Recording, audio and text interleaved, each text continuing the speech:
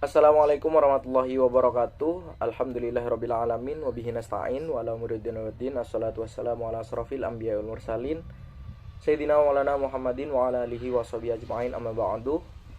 Yang terhormat Bapak Farid Ardiansyah, SEMM, CIQNR, sebagai dosen pengampu mata kuliah Etika Profesi, dan yang kami banggakan segenap teman-teman kelas A yang sudi melihat video kami untuk menjelaskan tentang kode etik profesi ekonomi syariah.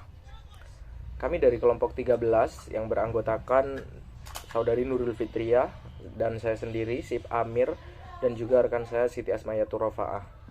Kami akan mempresentasikan tentang kode etik profesi ekonomi syariah yang meliputi di perbankan syariah, koperasi syariah, pegadaian syariah, asuransi syariah, dan juga kode etik pengusaha muslim atau syariah. Untuk materi yang pertama, kode etik profesi koperasi syariah dan perbankan syariah akan dijelaskan oleh Saudari Nurul Fitriah. Kepadanya dipersilakan. Baik, terima kasih moderator atas waktunya. Di sini saya menjelaskan poin yang pertama terkait kode etik profesi di koperasi syariah dan perbankan syariah. Pertama, kita membahas terkait pengertian dari kode etik dan profesi. Jadi, di sini ada pengertian masing-masing dari kata kode, kode etik, dan kode etik profesi. Di mana kode itu adalah tanda atau simbol yang merupa kata-kata, tulisan, atau benda yang disepakati untuk maksud-maksud tertentu. Misalnya untuk menjamin suatu berita, keputusan, atau suatu kesepakatan suatu organisasi. Selanjutnya kode etik, di mana kode etik sendiri itu suatu pola aturan. Jadi suatu pola aturan, tata cara, tanda, pedoman etis di dalam melakukan suatu kegiatan ataupun suatu pekerjaan.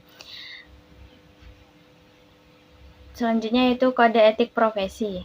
Kode etik profesi itu norma yang ditetapkan dan diterima oleh kelompok profesi, di mana yang mengarahkan atau memberi petunjuk kepada anggotanya bagaimana seharusnya berbuat dan sekaligus menjamin mutu moral profesi itu di mata masyarakat.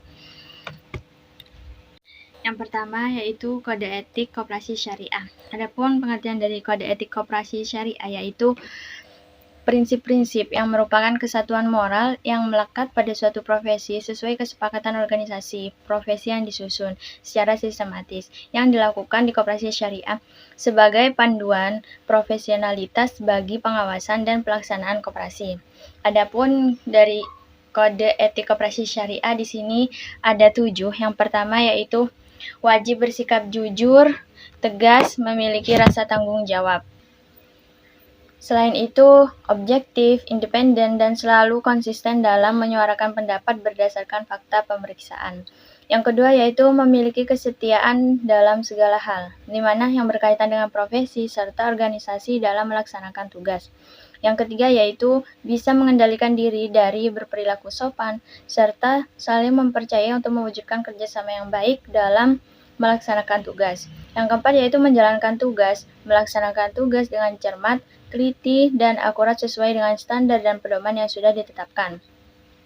Yang kelima yaitu menunjukkan sikap mandiri dan wajib menjaga kerahasiaan hasil pengawasan kepada pihak yang tidak berkepentingan. Dan yang terakhir yaitu selalu berhati-hati menggunakan dan menjaga segala informasi yang didapatkan dalam pemeriksaan. Yang terakhir yaitu tidak mau menerima segala pemberian dari pihak terkait berupa uang, barang maupun jasa. Selanjutnya yaitu pengertian dari kode etik perbankan syariah. Jadi pengertian dari kode etik profesi pada perbankan syariah yaitu standar etika dan perilaku yang harus dipedomani oleh seluruh bank syariah dalam menjalankan tugas dan kedinasan sehari-hari serta dalam melakukan hubungan bisnis dengan nasabah, rekanan maupun dengan rekan bekerja. Selanjutnya, kode etik profesi pada perbankan syariah itu ada 10. Yang pertama yaitu menjaga nama baik dan harta kekayaan di bank syariah. Yang kedua, menjaga kerahasiaan data nasabah dan bank syariah. Yang ketiga, menjaga agar kepentingan pribadi tidak bertentangan dengan kepentingan bank syariah atau nasabah. Yang keempat, mencatat secara benar semua transaksi agar sesuai dengan ketentuan yang berlaku. Dan yang kelima, menjaga dan membina keharmonisan lingkungan kerja dan persaingan yang sehat di antara semua karyawan. Dan yang keenam, tidak menyalahgunakan wewenang dan jabatan untuk kepentingan pribadi maupun kelompok. 7. Tidak melakukan perbuatan tercela yang bertentangan dengan tujuan bank syariah dan dapat merugikan citra profesi. Terima kasih kami sampaikan kepada pemateri pertama yang telah menjelaskan tentang kode etik profesi di koperasi syariah dan perbankan syariah.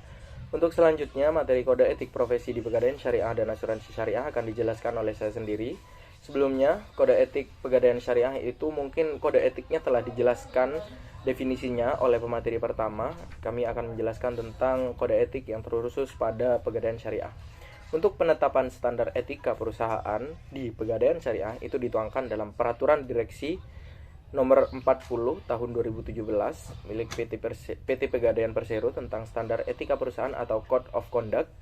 Secara garis besar, Code of Conduct ini berisikan panduan etika bisnis perusahaan dan etika kerja karyawan perusahaan yang menjabarkan dasar perilaku seluruh insan pegadaian dalam mencapai visi dan misi perusahaan. Standar etika perusahaan PT Pegadaian Persero atau Pegadaian Syariah itu mencakup isi sebagai berikut, yaitu kepatuhan terhadap peraturan perundang-undangan, pengakuan persamaan hak asasi manusia, kepedulian tentang keamanan, dan lain-lain yang tertera dalam PPT ini. Ini kami ambil dari peraturan direksi yang telah dikeluarkan pada tahun 2017 tadi. Dan itu sudah meliputi tentang seluruh hak-hak dan kewajiban yang harus dipenuhi oleh seluruh elemen yang ada pada PT Pegadaian Persero. Untuk standar etikanya antara lain yaitu kepatuhan terhadap peraturan perundang-undangan. Tentu seorang karyawan atau semua elemen yang ada pada PT Pegadaian itu harus patuh atau taat kepada peraturan undang-undang. Selanjutnya yaitu pengakuan persamaan hak asasi manusia, mengakui bahwa hak asasi manusia itu sama gitu, adil gitu. Selanjutnya kepedulian tentang keamanan, keselamatan, kesehatan dan lingkungan kerja atau K3L dan perlakuan kesempatan kerja yang adil, bebas dari benturan kepentingan atau conflict of interest, yang artinya karyawan tidak boleh atau wajib menghindari adanya benturan kepentingan, tidak boleh untuk mementingkan diri sendiri. Selanjutnya adalah pemberian dan penerimaan gratifikasi, itu sangat dilarang. Dan selanjutnya ada perlakuan hak berpolitik, integritas pencatatan dan pelaporan, itu harus berintegritas ya karyawannya. Dan juga hubungan dengan stakeholders juga harus baik, menjaga nama baik perusahaan, hubungan antar insan pegadaian, prinsip keterbukaan informasi, pemanfaatan teknologi informasi, pengelolaan aset perusahaan, hak atas kekayaan intelektual atau intellectual right, dan yang terakhir ada aturan tentang perilaku asusila, obat terlarang, perjudian, dan merokok. Semuanya diatur dalam standar etika perusahaan atau Code of Conduct yang ada di PT Pegadaian yang dirangkum dari Peraturan Direksi Nomor 40 Tahun 2017. Selanjutnya kode etik asuransi syariah. Nah, upaya peningkatan profesionalitas industri perasuransian di Indonesia itu sesuai dengan tujuan ditetapkannya Undang-Undang Perasuransian Nomor 40 Tahun 2014, maka perlu didukung dengan profesionalitas perilaku dan praktek yang nyata dari para pelaku yang terlibat di dalamnya. Di dalam praktek asuransi juga ada kode etik untuk organisasi profesi, terus untuk tenaga pemasar, itu ada semuanya. Dan kami akan membahas tentang kode etik yang ada atau yang diususkan untuk tenaga pemasar. Dalam makalah juga ada sebenarnya untuk kode etik organisasi profesi atau yang ada untuk ahli-ahli para asuransi begitu ya. Untuk kode etik bagi tenaga pemasar yaitu larangan tindakan churning atau twisting yang sudah diatur untuk asuransi itu. Terus selanjutnya wajib melakukan pengisian formulir sesuai prosedur, larangan penyalahgunaan data nasabah, penyerahan dokumen dari perusahaan asuransi kepada nasabah itu dilakukan secara langsung. Selanjutnya larangan pembayaran premi nasabah terhadap perusahaan asuransi dengan dananya sendiri, menggunakan dana tenaga pemasar ya. Terus kecuali itu memiliki darah hubungan atau kekeluargaan begitu ya. Selanjutnya, larangan tindakan diskon, rebate, dan inducement secara sepihak. Artinya tidak boleh meminta diskon atau tidak memberikan penawaran diskon atau rebate atau inducement secara sepihak dilakukan oleh tenaga pemasar itu sendiri. Selanjutnya ada larangan menjadi penerima manfaat. Seorang tenaga pemasar atau agen asuransi itu tidak diperkenankan untuk menjadi penerima manfaat. Selanjutnya, melakukan penjualan produk itu harus berdasarkan kebutuhan calon nasabah. Nasabah harusnya juga tahu apa yang dibutuhkan, nanti juga bisa dibicarakan dengan tenaga pemasar, dan tenaga pemasar pun tidak boleh melebih-lebihkan atas produk yang tidak dibutuhkan oleh calon nasabah. Selanjutnya, wajib menghindari benturan kepentingan. Saya rasa hampir sama ya, di setiap perusahaan juga ada konflik of interest ini. Maksudnya benturan kepentingan ini memang wajib dihindari agar kepentingan dirinya sendiri itu tidak selalu dimenangkan, dan memang tujuan kita adalah tujuan perusahaan yang harus didahulukan. Terus selanjutnya, menyampaikan informasi secara tepat dan tidak menyesatkan, artinya tidak melebih-lebihkan atau mengurangi informasi yang seharusnya disampaikan oleh tenaga pemasar. Dan yang terakhir adalah wajib memberikan pelayanan yang profesional, efisien, konsisten, dan berkelanjutan. Jadi seorang tenaga pemasar harus memberikan pelayanan yang prima dan juga dengan sesuai prosedur yang telah berlaku.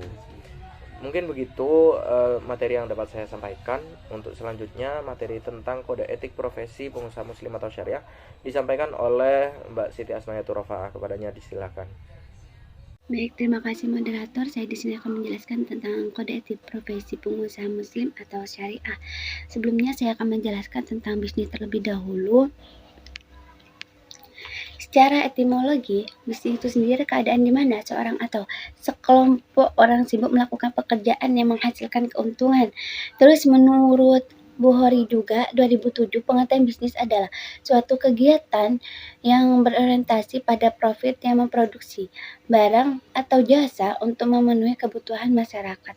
Nah, lebih jelasnya itu sendiri teman-teman, bahwasanya bisnis merupakan suatu usaha yang dilakukan secara individu maupun kelompok dalam usaha meningkatkan dan mempertahankan kualitas hidupnya.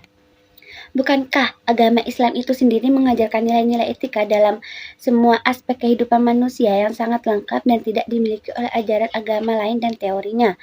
Konsep manapun ajaran Islam menentukan pelakunya dalam hal pendidikan, budaya, politik, maupun militer, termasuk juga dalam berbisnis. Pelaku bisnis yang menerapkan nilai-nilai etika agama ini dalam dunia bisnisnya akan mendapatkan keberkahan dari Allah Subhanahu wa Ta'ala. Selain itu, agama Islam mengatur tata nilai kehidupan di dunia kepada umatnya sangat lengkap sekali, agar kehidupan terkait berbisnis mendapatkan keberkahan dari Allah Subhanahu wa Ta'ala. Hubungan tersebut antara manusia dengan manusia yang bisa disebut dengan hablum minan nas, dan hubungan Tuhan dengan manusia yang dikenal dengan istilah hablum minallah.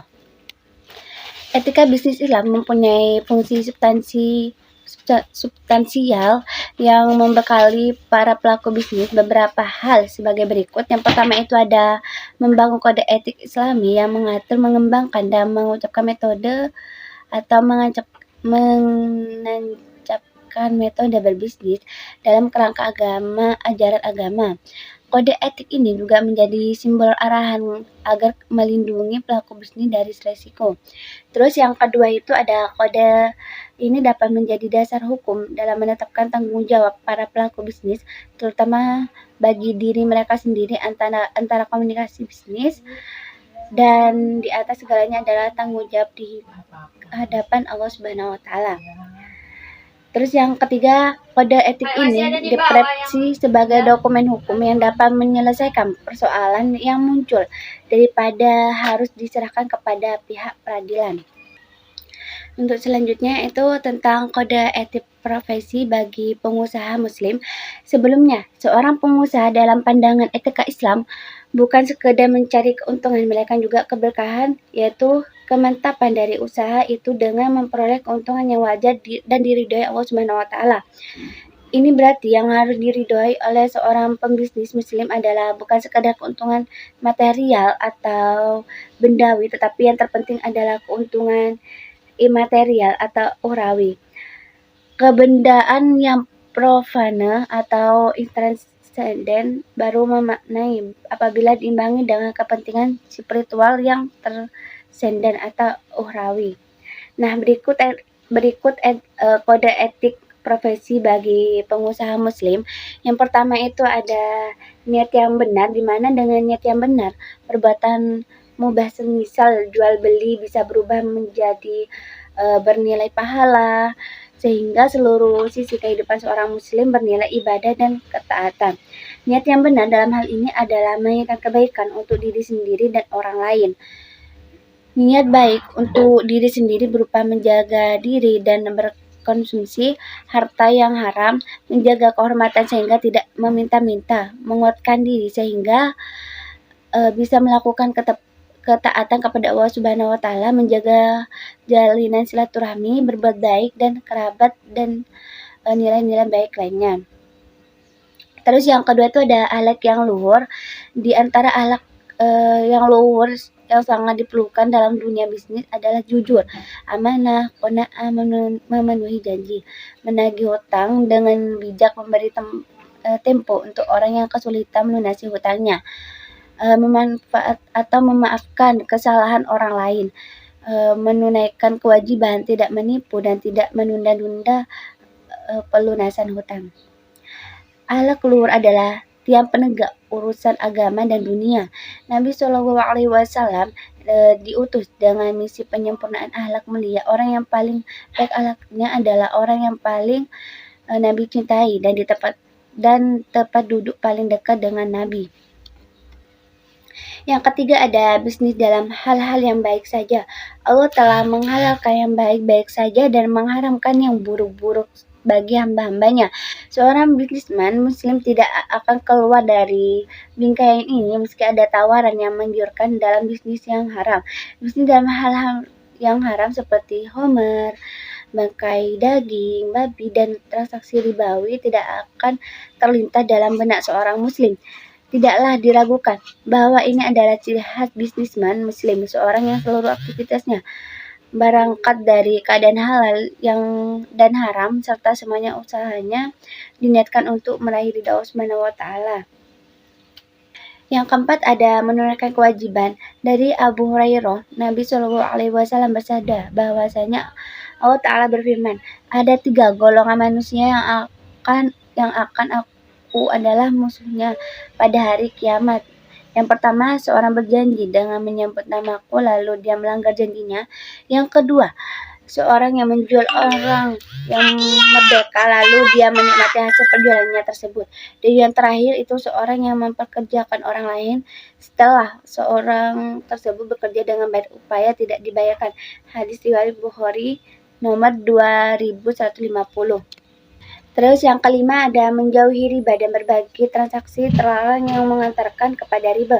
Allah Subhanahu wa Ta'ala berfirman, dan sesuatu riba atau tambahan yang kamu berikan agar diberi pertambahan pada harta manusia, maka riba itu tidak menambah pada sisi Allah, dan apa yang kamu berikan berupa zakat yang kamu maksudkan untuk mencapai keridhaan Allah, maka yang berbuat demikian itulah orang-orang yang melipat gandakan pahalanya. Hadis riwayat Ar-Rum. Yang ketujuh ada komitmen dengan berbagai peraturan yang ada, di mana meski ada beberapa peraturan yang tidak sejalan dengan syariah Islam, bisnisman muslim akan semaksimal mungkin menghindari berbagai tindakan yang akan menyebabkannya mendapatkan hukuman, bukan karena meyakini bahwa makhluk memiliki kewenangan untuk menetapkan aturan, akan tetapi bertitik tolak dari kewajiban yang Allah tetapkan, yaitu mencegah mafsadah atau kerusakan dan tidak mencampakkan diri ke dalam kebisnisan. Terus yang ke-8 itu ada tidak merugikan pihak lain. Bisnismen muslim adalah seorang yang keras setia dan dalam persaingan bisnis dia memiliki prinsip tidak merugikan pihak lain dan tidak akan mempermainkan harta untuk merugikan pihak-pihak lain. Dia tidak akan menolak harga yang tinggi karena memanfaatkan kebutuhan orang lain terhadap barang yang dia jual atau karena mengingat dia adalah produser satu-satunya. Terus yang ke-9 adalah lawyer dengan orang-orang yang beriman. Oleh karena itu, bisnismen muslim tidak akan mengadakan hubungan dagang dengan pihak-pihak yang secara terang-terangan menyatakan permusuhan dengan Islam dan kaum muslimin. Dan yang terakhir itu mempelajari hukum-hukum syar'i seputar muamalah. Nah, di antara keyakinan setiap muslim adalah hukum-hukum syar'i itu mencangkup semua aspek kehidupan. Oleh karena itu, Khalifah Umar mengusir pedagang yang tidak menguasai hukum jual beli dari pasar kaum muslimin. Mungkin itu saja yang bisa saya jelaskan. Untuk selanjutnya saya serahkan kepada moderator. Terima kasih disampaikan kepada pemateri ketiga Mbak Asmayatul Rofa'ah yang telah menjelaskan tentang kode etik profesi pengusaha muslim atau syariah. Untuk terakhir dari kami mohon maaf apabila ada kesalahan ataupun hal yang tidak berkenan di hati para teman-teman sekalian dan juga Bapak dosen. Kami mohon maaf yang sebesar-besarnya. Dan terakhir kami ucapkan terima kasih karena telah mendengarkan video ini sampai selesai. Akhirul kalam dari kami mewakili kelompok 13 pamit undur diri. Wallahul muwaffiq ila aqwamit thoriq. Wassalamualaikum warahmatullahi wabarakatuh.